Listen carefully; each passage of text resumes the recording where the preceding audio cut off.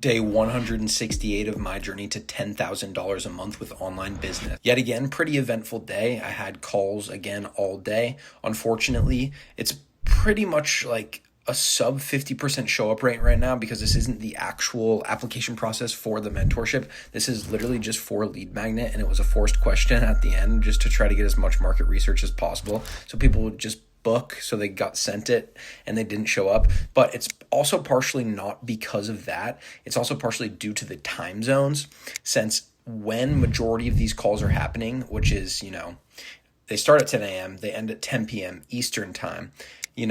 As soon as you hit 2 p.m. Eastern, which is much more than half of the calls, right?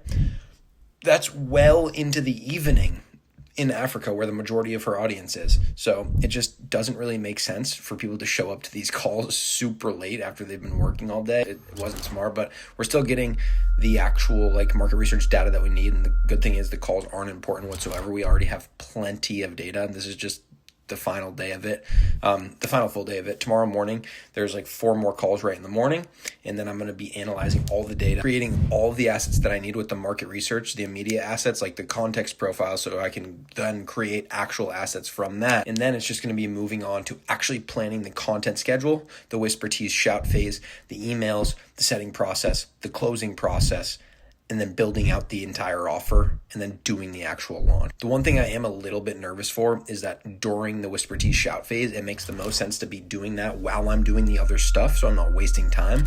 But I'm the type of person that likes to have everything done beforehand, so I don't have to worry going into it. But it seems like I'm just gonna have to kind of bite the bullet in that regard. Oh, and by the way, I successfully signed another client, $2,500 up front and 30% rev share. If you're seeing this, we're gonna crush it. Amen.